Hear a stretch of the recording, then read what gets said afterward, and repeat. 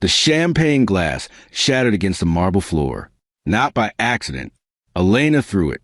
"You pathetic excuse for a man!" she screamed, her designer dress shimmering under ballroom lights as 300 guests watched in frozen horror. "You think you can embarrass me? You're nothing. A zero. A mistake I made 7 years ago that I've been paying for ever since." But Colton Reed didn't flinch. He stood there, calm as winter morning, holding a single envelope in his hand. The envelope that would destroy everything she'd built on lies. "Actually, Elena," he said quietly, his voice cutting through a rage like a knife through silk, "the only mistake here was yours.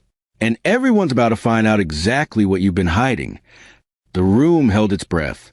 What was in that envelope? How did a man everyone called a charity case suddenly have the power to make Connecticut's most ruthless businesswoman turn pale as a ghost? Stick around, because what happens next will make you question everything you thought you knew about revenge. And before we dive in, if you love stories about karma hitting hard, hit that like button and subscribe. Trust me, you won't want to miss how this unfolds. 3 weeks earlier, Colton sat in the corner of the Ashford Manor dining room, watching his wife's family celebrate Thanksgiving like they were royalty, which in Greenwich, Connecticut, they basically were. Crystal chandeliers hung from 20-foot ceilings. The table could seat 30 people comfortably. Everyone wore clothes that cost more than most people's monthly rent. Elena's father, Randolph Ashford, sat at the head like a king surveying his kingdom. And Colton? He was the court jester nobody found funny. "Colton, darling," Elena called out, her voice dripping with honey that tasted like poison. "Tell everyone about your little computer thing.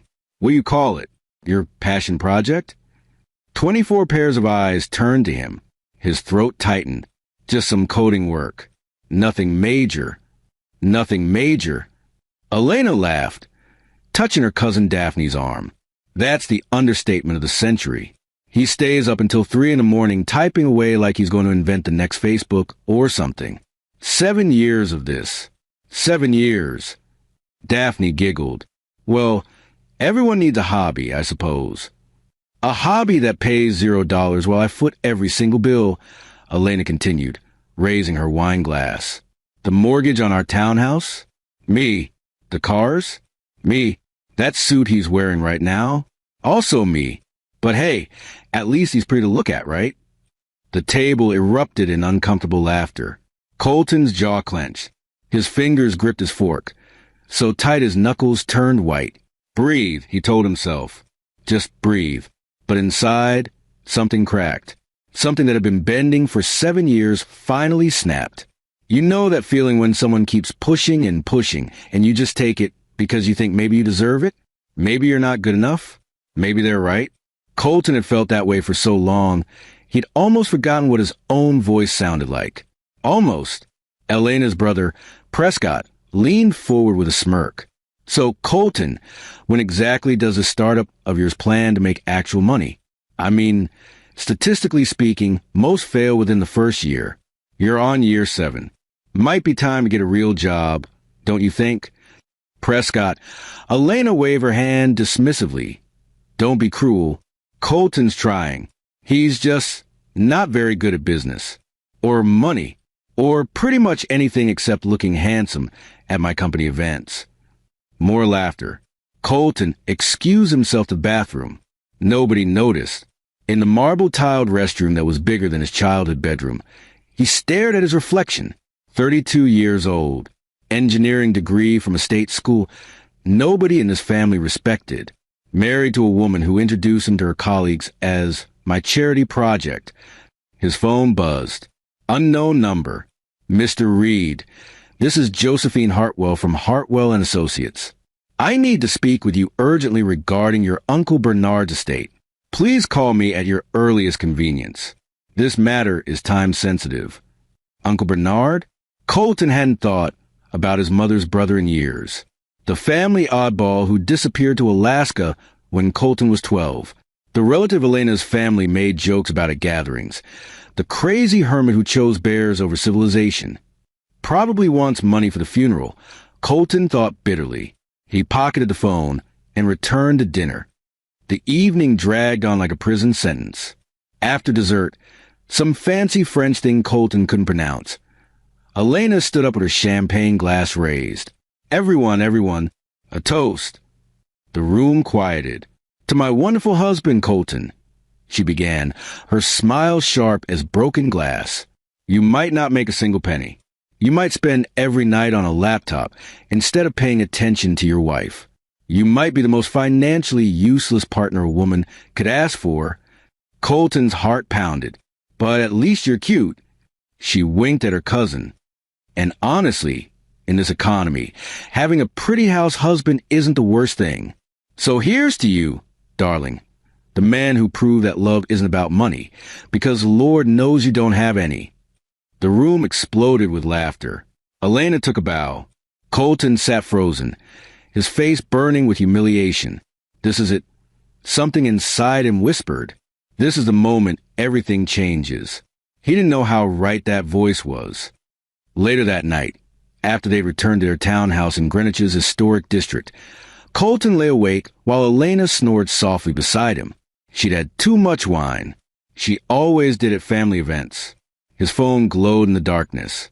3:47 a.m. He couldn't sleep, couldn't stop hearing that laughter, couldn't stop seeing the smug satisfaction on Elena's face as she destroyed him in front of everyone who mattered in her world. Call the lawyer, the voice whispered. What do you have to lose? He slipped out of bed, grabbed his laptop, and went to the spare room, the one Elena called his nerd cave with barely disguised contempt. 3 monitors, scattered energy drink cans, lines of code that would make most people's eyes cross. This was his sanctuary, his secret. The thing Elena mocked mercilessly was the only thing keeping him sane. He dialed Josephine Hartwell's number, not expecting anyone to answer at 4 a.m. Mr. Reed. A crisp voice answered immediately. I was hoping you'd call. Colton blinked. It's 4 a.m. I'm aware. I'm in London currently, handling another client affairs. Do you have a moment to discuss your inheritance? Inheritance? Look, if Uncle Bernard left me his fishing cabin or something, that's nice, but your uncle left you approximately $47 million. The room spun. I'm sorry, what? 47 million, Josephine repeated calmly, like she was discussing the weather, plus property holdings in Alaska, Montana, and surprisingly, a penthouse in Manhattan. Your Uncle Bernard was quite the investor, Mr. Reed. He started with oil ventures in the 70s and diversified brilliantly. He never married, had no children, and left everything to you with one specific condition. Colton couldn't breathe. What condition? That you be free from manipulative influences when you claim it. His words exactly. The will specifically states that if you're in a relationship he deemed exploitative or controlling, you must dissolve it before accessing the funds. He was very particular about this. Apparently, he'd been watching your situation for some time. Watching my situation? Your uncle had investigators, Mr. Reed. He knew about your wife's treatment of you. He knew about her affairs. The world stopped. Affairs? Plural? Josephine's voice softened slightly. I'm emailing you a file right now. I suggest you read it in private. And Mr. Reed, your uncle left you a personal letter. I think you should read that first. The email arrived with a soft ping. Colton opened it with shaking hands.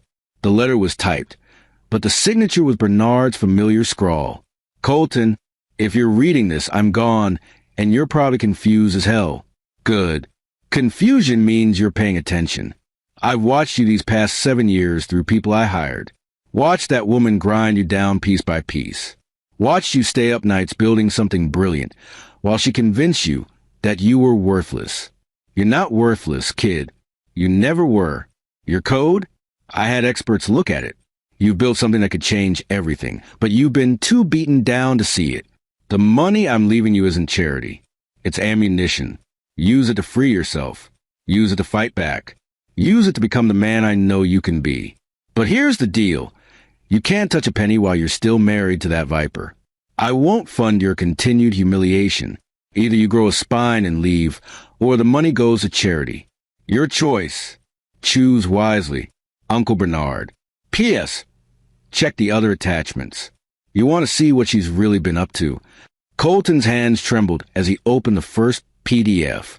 It was a private investigator's report dated 6 months ago. Subject, Elena Ashford Reed. Surveillance period, January 2024 to June 2024. Summary. Subject has been engaged in an ongoing extramarital affair with her direct supervisor, Preston Caldwell, 42, Vice President of Operations at Ashford Industries.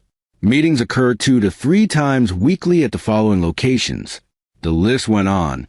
Hotels, his apartment, even their beach house in the Hamptons. The one Elena had insisted they buy for us, but never invited Colton to. There were photos, timestamps, text message transcripts that made his stomach turn. Can't wait until I'm free of that dead weight. Elena to Preston, March 14th. When are you going to leave him? Preston to Elena, April 2nd. Soon. Just need to secure some things first. Can't let him walk away with anything. Elena to Preston, April 2nd. Colton read until dawn broke through the window. By the time the sun painted the sky pink and gold, Colton read, the man everyone called worthless, the man his own wife had turned into a punchline, was smiling. Not a happy smile, a dangerous one. He opened his laptop, started typing. Not code this time, a plan.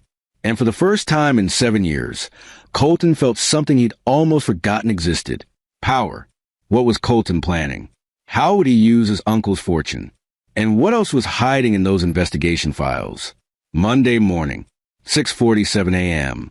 Elena stood in front of their bathroom mirror, applying lipstick the color of fresh blood. I'm taking the Porsche today, she announced, not looking at Colton. You can use the Honda if you need groceries or whatever you do all day. Colton sat on the bed, watching her, really watching her for the first time in years. The way she moved, every gesture calculated for maximum elegance. The way she talked, every word designed to remind him of his place beneath her. Even the way she breathed seemed practiced, rehearsed, perfect. God, he'd loved her once. Or had he? Maybe he just loved who she pretended to be in the beginning. Actually, Colton said calmly, I have some meetings today. I'll take the Porsche. Elena froze, lipstick hovering midair. Excuse me? Meetings? For my startup. I'll need the good car. She turned slowly, her eyes narrow. Your startup? Colton, we've talked about this. That little coding project isn't. I know what you think it is, he interrupted, standing up, but I have actual investor meetings today, so I'm taking the Porsche. For a moment, something flickered across Elena's face. Confusion? Fear? Then her usual mask slammed back into place. Fine. Whatever. Take the stupid car. She grabbed her designer bag. Just don't embarrass yourself too badly. You know how you get nervous and sweaty around important people. She kissed the air near his cheek and swept out of the room. Colton listened to her heels click down the hallway, heard the front door close, waited for the sound of the Honda starting in the driveway. Then he pulled out his phone and dialed. Josephine, it's Colton Reed. I'm ready to move forward. All of it. I want everything in motion by Friday. Tuesday brought the first domino. Colton drove to Hartford to meet with Josephine Hartwell in person. Her office occupied the top floor of a building that looked like it was made entirely of glass and money.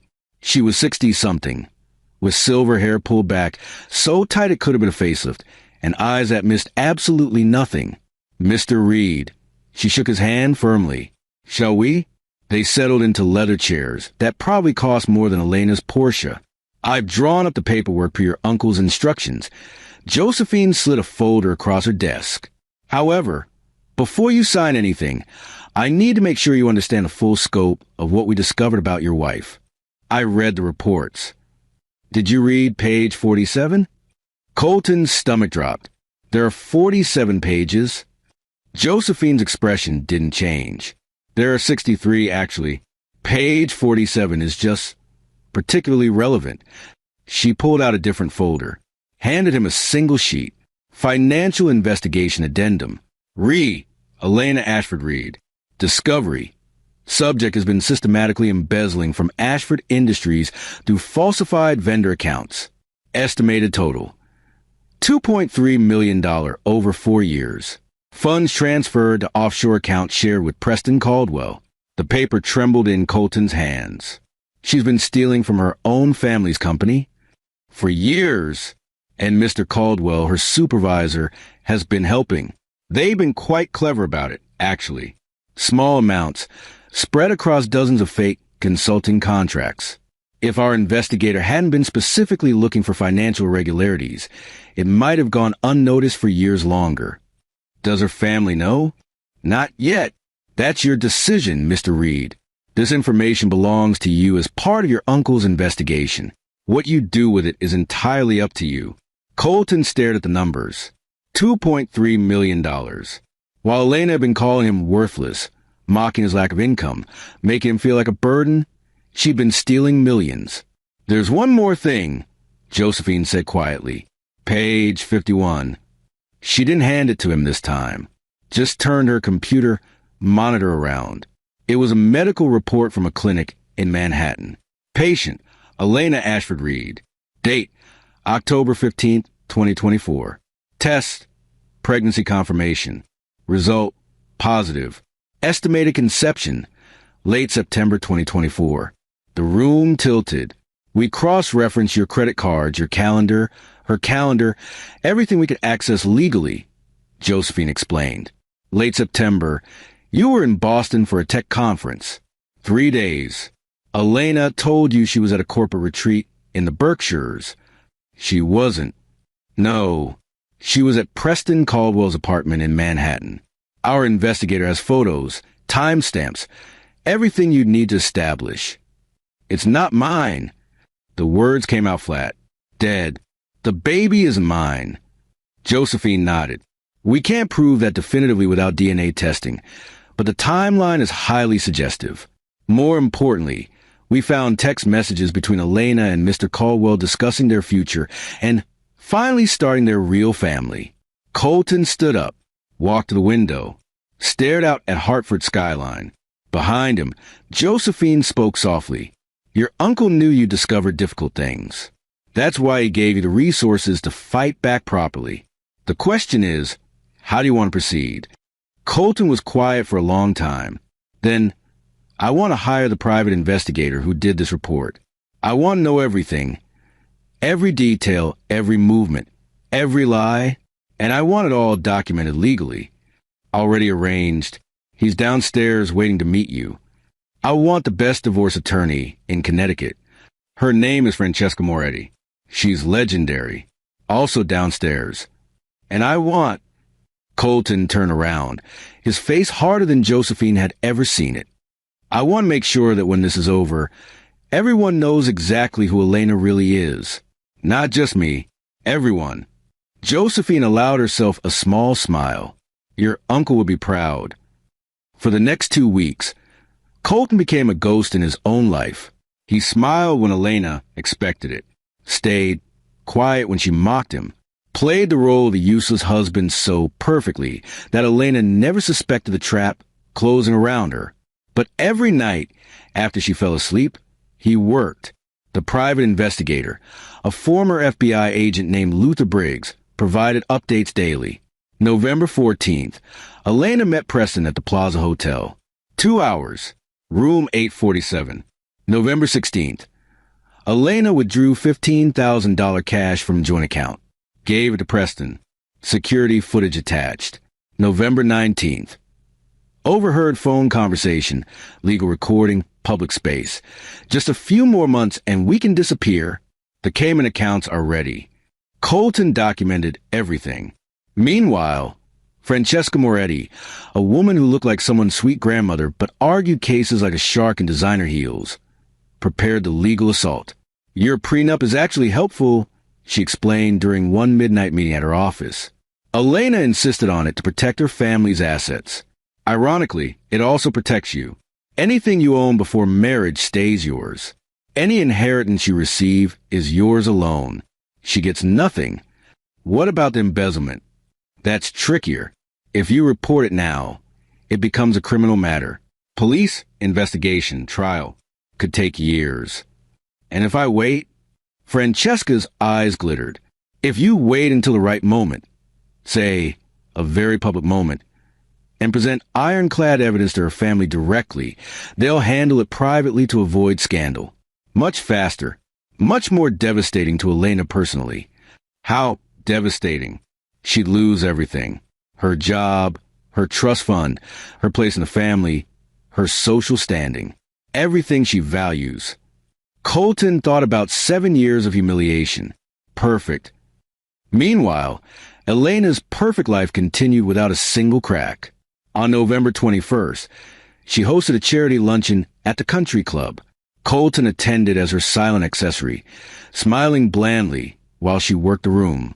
"This is my husband, Colton." She'd introduce him with a patronizing pat on his arm. "He's between careers right now, but he's very supportive of my work." Between careers. Like he was some failed stockbroker instead of a man with an engineering degree who'd been building something revolutionary while she slept.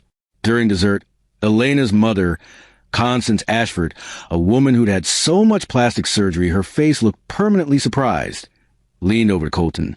"Elena tells me you're still doing that computer thing." "Yes, Mrs. Ashford." You know, Colton, there's no shame in admitting when something isn't working out. Perhaps it's time to consider a more traditional career. Elena's father has connections at several firms.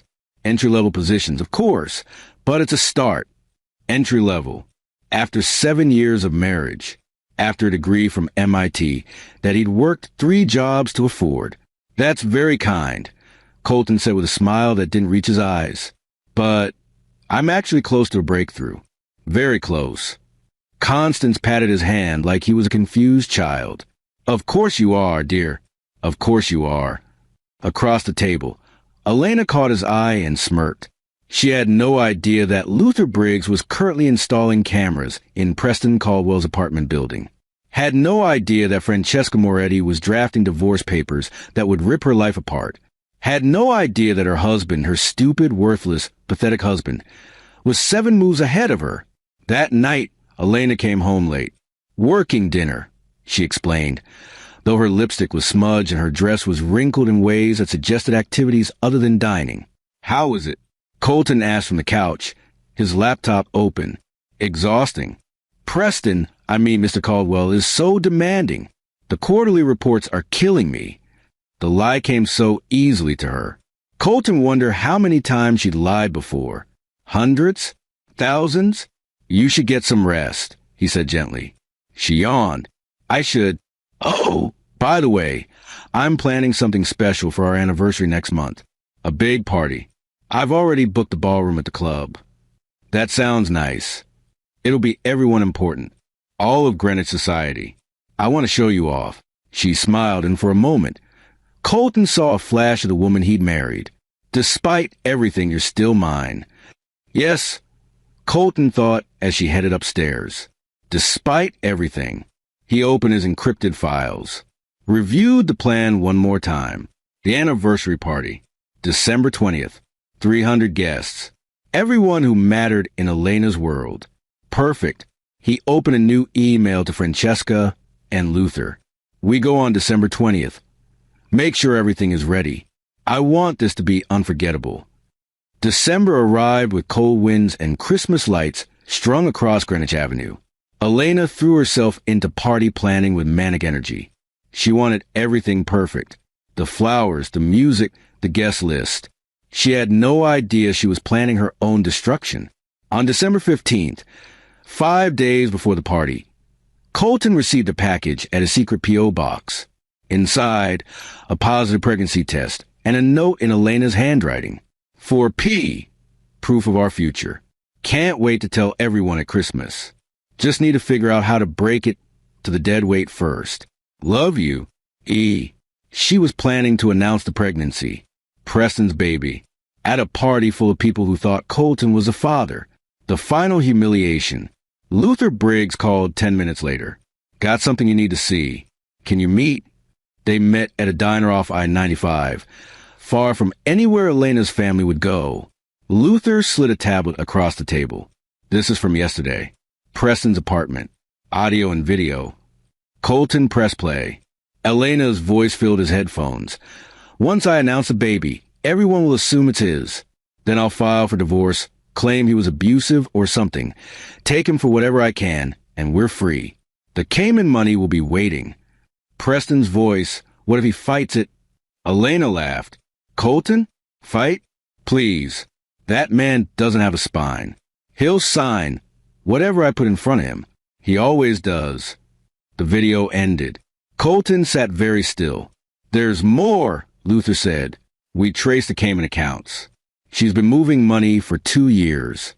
Not just embezzle funds. She's been siphoning from the joint accounts, her trust fund, everything. Total amount offshore is close to $4 million. She's been planning this for 2 years. At minimum, maybe longer. Colton thought about the last 2 years. The increased cruelty, the public humiliations, the calculated destruction of his confidence. All of it had been a plan. Make him weak enough that he'd never fight back when she finally struck. What do you need from me? Luther asked. Colton looked up, and his eyes were cold as winter. Can you get all of this? Every recording, every document, every photo. Ready to present at the party? I want it organized, clear, undeniable. Easy. But Colton, this is nuclear. You sure you want to do it in front of 300 people? She humiliated me in front of her family. In front of everyone. For 7 years. Colton's voice was steady. Turnabout is fair play. Luther nodded slowly. Your uncle would have liked you. Did you know him? Worked a few cases for him before he died. He was a bastard, but a righteous one. He believed people who hurt others should face consequences. Luther packed up the tablet. You're a lot like him. After Luther left, Colton sat in the diner booth for a long time. A waitress refilled his coffee. You okay, hon? You look like someone died. Someone did, Colton said quietly. A long time ago. But he's coming back. December 20th arrived with snow. Big. Fat flakes that made Greenwich look like a Christmas card. Elena woke up buzzing with excitement.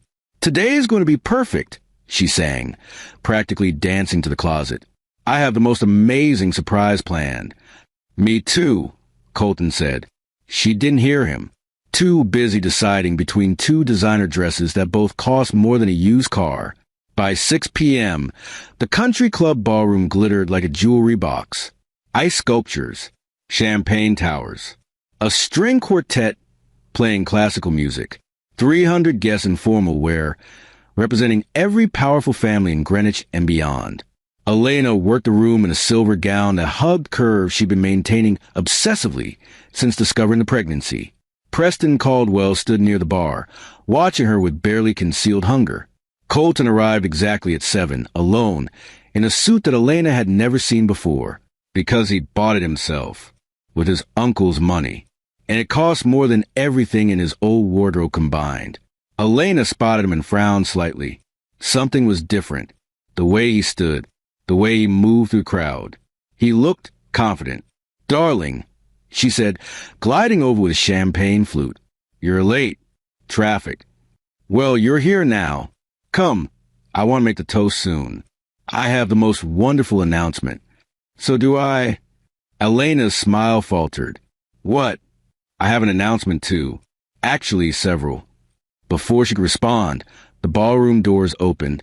Josephine Hartwell walked in, flanked by 2 people Elena recognized. Francesca Moretti, the divorce attorney, and someone in a Hartford Police Department uniform. Elena's face went pale. Colton, what is this? Colton took the microphone from the band leader. Good evening, everyone. Thank you for coming to celebrate our anniversary. The crowd quieted. Elena stood frozen, her champagne glass shaking in her hand. 7 years ago, I married the woman I thought was the love of my life, Colton continued, his voice carrying across the silent ballroom.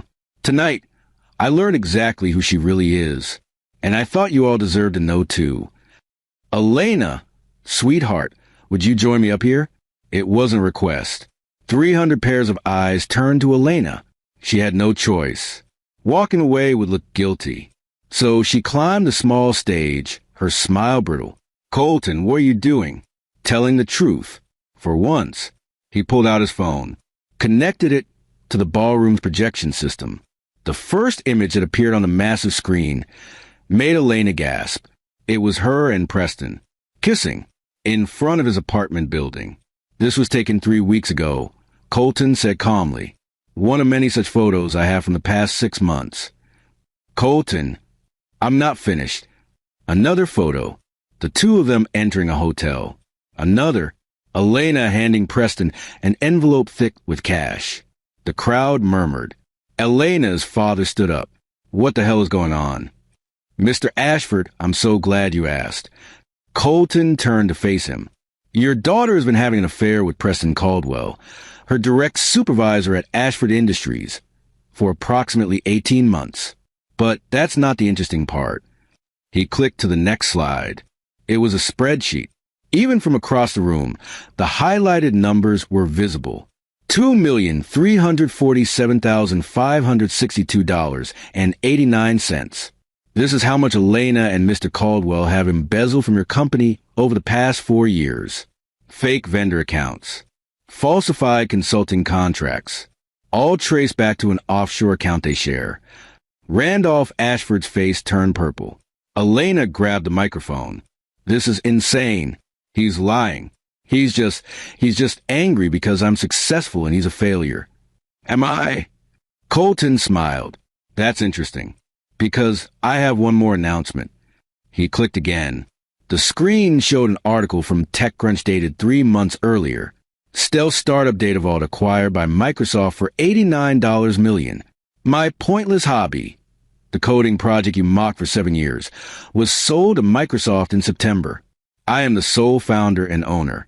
After taxes, I cleared approximately $62 million. The ballroom exploded in shocked whispers. Elena's mouth opened and closed like a fish. But wait, Colton continued, enjoying himself now. There's more. He played an audio clip. Elena's voice filled the ballroom. Once I announce the baby, everyone will assume it's his. Then I'll file for divorce. Constance Ashford screamed. Baby. Oh, yes, Colton said. Elena's pregnant. Congratulations, Mr. Caldwell. You're going to be a father. Preston tried to run. Luther Briggs, posing as a waiter, blocked the exit.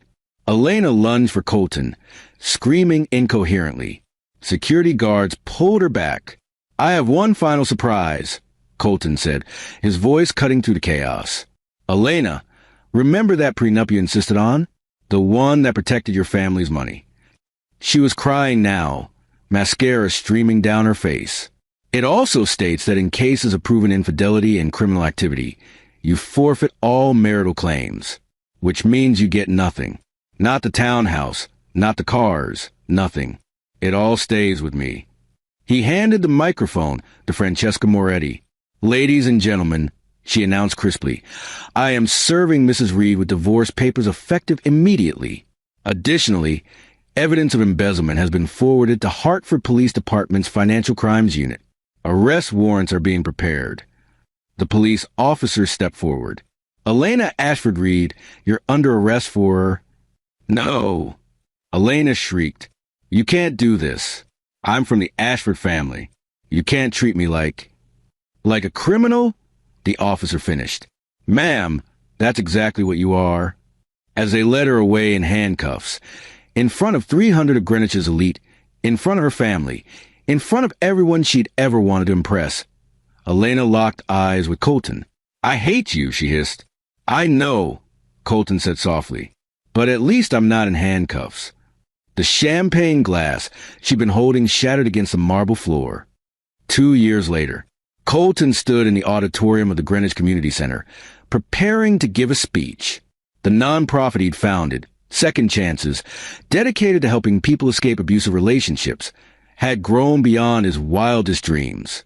Funded by his fortune, it provided legal aid, housing, counseling, everything victims needed to rebuild their lives.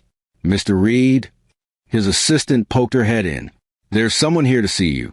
She doesn't have an appointment, but she says it's important. Who is it? Elena Ashford. Colton's heart skipped. Show her in. Elena looked nothing like the woman who'd been arrested 2 years ago. Her designer clothes were gone, replaced by a simple dress from a department store. Her hair was different, shorter, less perfect. She looked smaller somehow. "Hello, Colton." "Elena, I wanted to apologize." "Okay." "And I wanted to ask for help. I got out 6 months ago. Did my time for the embezzlement. Preston's still in prison. He got longer because of his position. My family won't speak to me. My daughter," her voice cracked. "Preston's parents have her. I get supervised visits twice a month. I'm sorry to hear that. I'm broke. No one will hire me. I'm living in a shelter." She looked at him with desperate eyes. "You help people in situations like mine. I thought maybe—" Colton studied her for a long moment. Then he made a phone call. "Marlene, I have someone who needs our intake services. Can you set up an appointment?" He hung up, wrote an address on a card. "Go here tomorrow morning, 9 a.m. They'll get you into a job training program, help you find housing, connect you with a counselor. Everything you need to get back on your feet." Elena stared at the card, tears rolling down her cheeks. "Why would you help me? After everything I did?" "Because you're a person who made terrible choices and faced consequences. But everyone deserves a second chance to do better." He paused. "That's what my uncle believed. That's what I believe now, too." "Thank you," she whispered. "One condition." She looked up. "The job they find you? You take it. Whatever it is. No complaints about being too good for it. No expecting special treatment because of your last name. You do the work. You rebuild from the bottom. You prove you've actually changed." "I will. I promise." "Then we're done here." As she left, Colton's assistant returned. "That was kind of you," she said. "My uncle once told me that revenge is a dish best served cold. But redemption? That's a gift you give yourself by being better than the people who hurt you." He smiled. "Besides, if Elena actually follows through, actually changes, that would be the ultimate proof that I was right about her all along." "What do you mean?" "That under all that cruelty, there was someone capable of being better. She just needed to lose everything to find it." 3 years later, Colton received a card in the mail. "Dear Colton, I wanted you to know that I've been clean and employed for 2 years now. I work at a nonprofit helping women in prison prepare for release. My daughter and I are rebuilding our relationship slowly.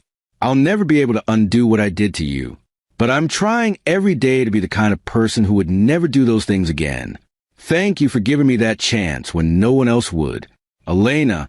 Colton put the card in his desk drawer with other letters from people's second chances had helped. Then he went back to work. Because the best revenge wasn't destroying Elena. It was becoming so much better than she'd ever allowed him to be. And living well, truly well, with purpose and peace, was the sweetest victory of all. So that's the story of Colton Reed, the man everyone underestimated, the man who turned humiliation into power and revenge into redemption. What do you think? Did Colton do the right thing helping Elena at the end? Or should he have left her to struggle? Drop your thoughts in the comments. If this story moved you, if it made you think about the power of patience and the importance of standing up for yourself, hit that like button and subscribe. We've got more stories of people who refuse to stay down. And remember, never let anyone convince you that you're worthless. The people who tear you down are usually the ones most afraid of what you'll become when you rise up. Thanks for watching. Until next time.